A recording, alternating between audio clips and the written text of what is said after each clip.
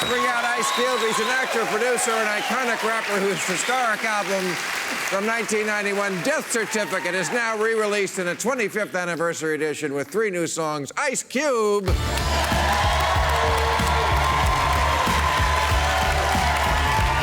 are you? Great to see you. Okay.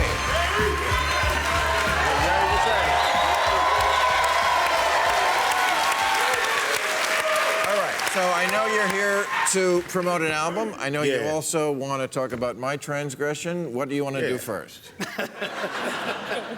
I knew you was gonna fuck up sooner or later. I did. I love your show. You got a great show. Thank you. You know, but you be bucking up against that line a little bit. You know, you got a lot of black jokes. You know what I'm saying? You do. Well, against racists, not. Yes. Sometimes you sound like a redneck trucker. No, I don't. Yes, you do. Now that yes, I gotta. you do. No, I don't. That yes, I gotta push back on. All right, it's my opinion. Okay, it is. My thing is never this. heard that opinion before, but My thing is this, you know, and I'm cool with you. I like your show, to be honest. I just want to know 2 questions. What made you think that it was cool to say that? You know, I just. That's one question. I just explained. There was no thought put into it. Obviously, I was telling Dr. Dyson, comedians, they react. And it was wrong, and I apologized. And, you know, more than that, I can't do. I accept your apology, but I still think we need to get to the root of the psyche, because I think it's a lot of guys out there who cross the line because they a little too familiar, or they think they too familiar, or it's guys that, you know, they might have a black girlfriend or 2 that made them some Kool-Aid every now and then, and they think they can cross the line, and they can't.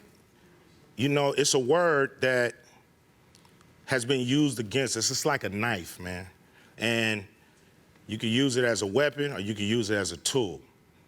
It's been used as a weapon against us by white people, and we're not gonna let that happen again by nobody, because it's not cool.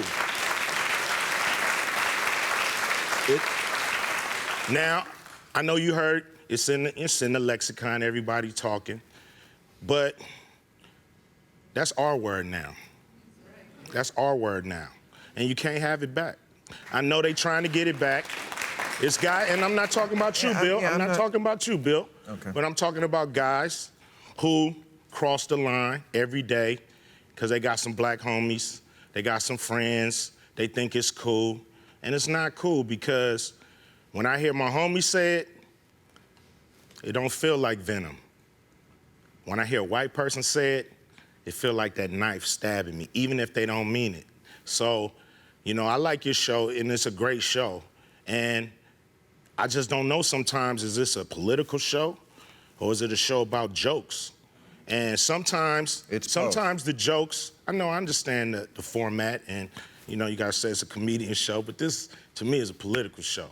And I think you just have to not step on some of the political messages that you're saying with a joke, because some things just ain't funny, you know what I mean? This is real right here that we're going through. And I'm not trying to get on your case, Bill.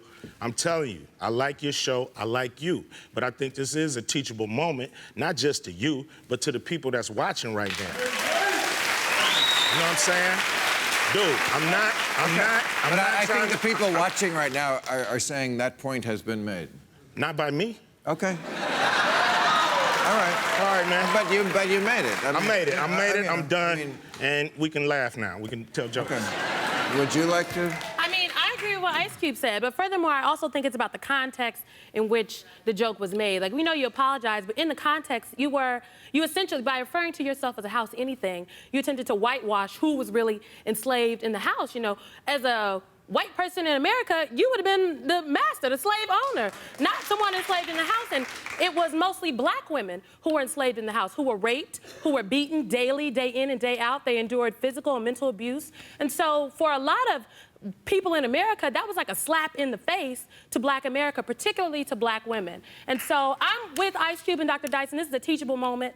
And in this teachable moment, we have to talk about just educating and taking it farther. Look, this is on the backdrop. We are 2 years shy of the 400th anniversary of the first 20 African people being brought to this continent as slaves. This is on the backdrop of Confederate monuments of the Confederacy being taken down from Charlottesville, Virginia to New Orleans, Louisiana, and people protesting about it. We got to fight white folks on taking down the statues of the Confederacy. This is on the backdrop of right here in LA not 2 weeks ago when LeBron James was called the N-word, one of the most powerful people and most known people in the world. And so it's a teachable moment for everyone to understand that it is more than just a word. Black people are literally fighting the systems of white supremacy and institutionalized racism every single day. And every single day. And for some people, it does not matter how much money we make, what job we do. I was literally on the campaign trail with Bernie Sanders. I was attempted to be yanked out of the entourage for no other reason except I was a black woman walking with Bernie. That is an issue, and so we have to remember that we still have some work to do, and we still got some farther places to go. Maybe we need to take a group field trip on down to the National Museum of African American History and Culture. We're gonna just do it because to put some visuals to the things that we're talking about. Can we plug your record before we run out of time? Yeah, let's plug the record, man. Let's do it. It's a great record. It is a great record. It was a great record 25 years ago. It's been re-released with 3 new songs. Yeah. So the injustice that you were shining a light on 25 years ago, what is your assessment of progress in that 25 years? The only thing changed really is the calendar. You know, what has changed, though, you know, to be honest, is the scrutiny of law enforcement. You know, before NWA and before we did Fuck the Police, then what happened was the police could do no wrong. If they saw you in court and they pointed you out, you were guilty.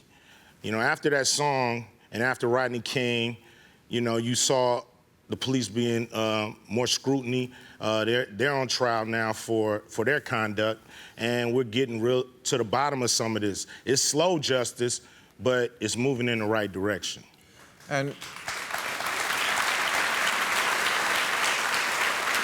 And what about, now there's a song here, a new one, you know, Good Cop, Bad Cop. Yeah. Okay, from the guy who did Fuck the Police. Yeah. How do you assess the LAPD? I mean, it must be awkward if you get pulled over. No, they got, you know, it's actually, you know, they treat me with respect. Are they better? Of course, with me, you know, they know I got lawyers and shit like that now, so. But I mean, in general, are they better than they were 25 years ago Man, under you know, Daryl Gates? I can't say, you know, because I don't get pulled over all the time. But the thing is, you know, Good Cop, Bad Cop is, we appealing to the good cops out there. Turn these dudes in, man. Turn these motherfuckers in. The bad cops. We sick of them. What they doing is they turning this community against the police department. And the black community understands the police department, understands why they're there, really like good cops. It's just them bad ones, those bad seeds, those bad apples, you know, and the good cops is now our last line of defense, you know. So that's what I want. I want the good cops to start getting these bad apples out the bunch.